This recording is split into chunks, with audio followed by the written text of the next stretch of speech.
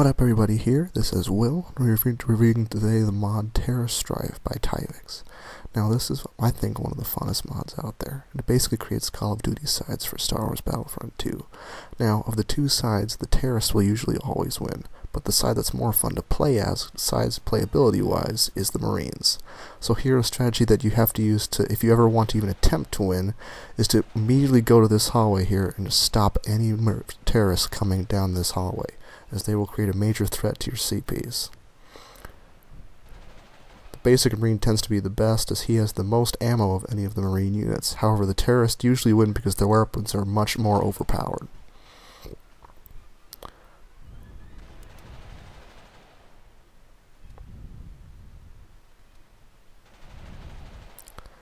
See here, I've made it pretty far. I usually don't even make it down this hallway without being killed once or twice.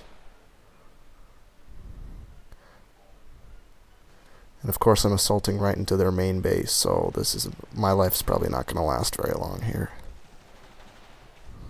Yep, see, dead pretty quick by a bandanaed terrorist. Now, the main strategy you want to use to win is keeping and holding this base 3 over here, which gives you a CP advantage. And a strategy I find that works pretty effective is storming this little staircase right here, because all the enemies tends to walk up this hallway, and I just killed my own guy. Oops. But anyway, don't worry about the other CPs. Usually your teammates will manage to take them for you. The key here is to use cover. These weapons will kill you very fast, and if you're out in the open for very long, you will die for sure. The sad thing about this map is that it was a beta for a side set for a kind of a Call of Duty-ish mod. So this was just a beta test on the stock map Maijito, but it never went any further. The mod got cancelled. Now, I would have loved to see it on more maps, but nonetheless, Maijito is still one of the best maps for Battlefront 2 that is stock, and this is one of the best mods I've seen.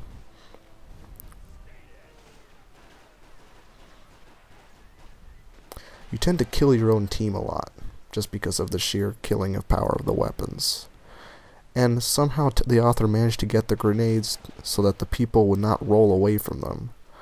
So your Marines have your standard fragmentation grenade that's green, while the terrorists have Molotov cocktails, which are little bottles filled with flammable fluid.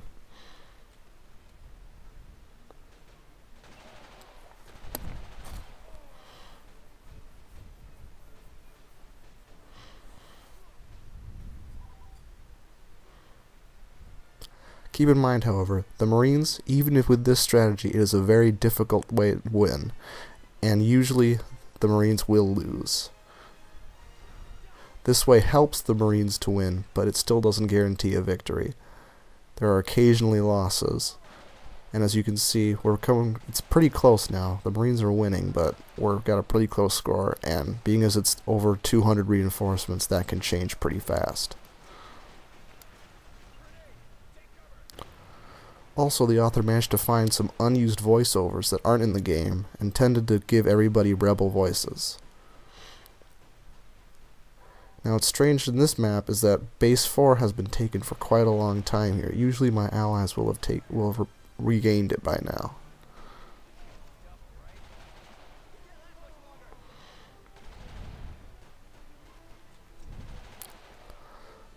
Thankfully, one of the ways that your enemy can save you is the fact that they tend to have the rebels' tendency in the main game, which is to shoot at dead bodies on the ground, even when they're already dead, which gives you a chance to shoot them back.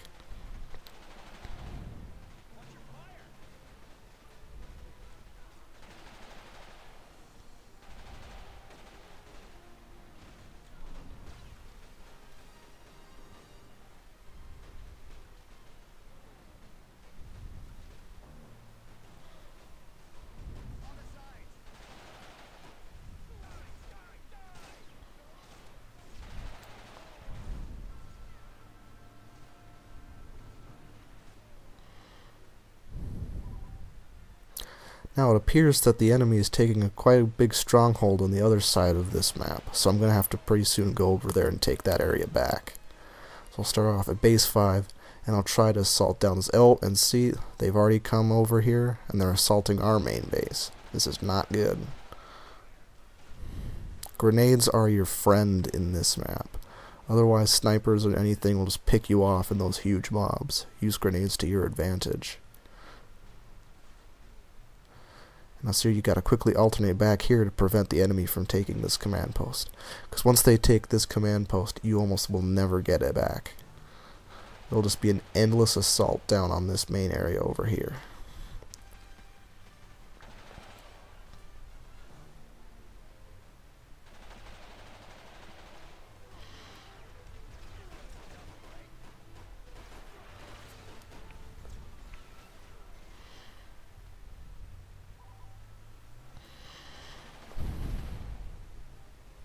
See there? One shot kill from a sniper.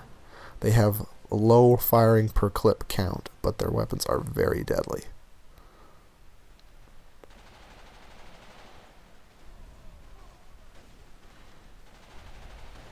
This is weird that we've managed to capture this base with still over 100 reinforcement left. That usually won't happen. Usually the terrorist will keep this base for a very long time. Usually it's down when you're getting to about the 30s or so that they give up that base. But alas, just like when playing online, it's very difficult to cross into that main area without being killed.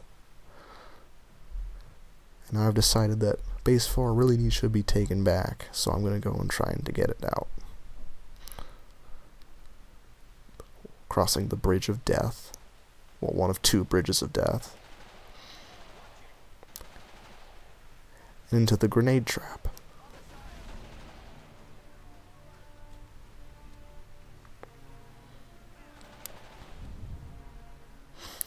And we're already at a significant loss because they're almost 40 points ahead of us. And 40 points is pretty difficult to make up, but we still got time. It's still possible.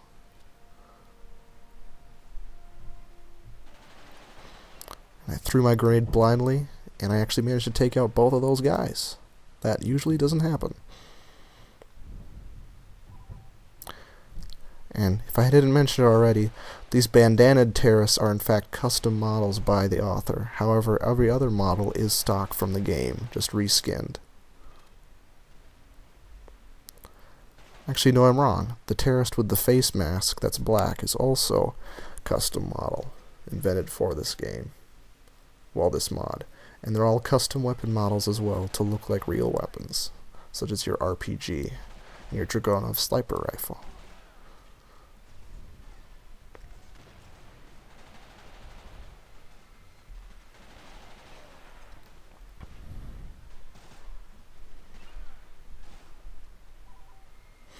We've brought it down to about 20 reinforcement difference, but that's still quite a bit, being as you get slaughtered so easily. And the enemy seems to be taking a constant foothold in this area, which is not good for my troops. I'm sensing a quick defeat here. Maybe the next couple minutes or so. Again, grenades are your friend. They're a wonderful way to kill enemies while you're reloading. I've managed to clear the area of enemies. Got a 31 to 13 reinforcement count, so it's really still anybody's game. Oh, never mind. 30 to 9. 8. It's just the fact of the terrorists have so much more powerful weapons. Yeah, down to 6. It's not looking good. So, overall, on a scale of 1 to 10, I would rate this a 7 on the playability scale, because it's really fun, but, however, you do die a lot, quite quickly, and if you're into those realism type things, this is definitely the mod for you. I give it a 10 out of 10 on originality. No one's ever really done anything quite this good for Battlefront, really, or for the second Battlefront, or to this level of realism. However, I'd give it a scale of 4 on the ballot scale, because the terrorist will usually win if you don't follow a certain strategy path. and they're gonna win. So see you later, guys. Bye.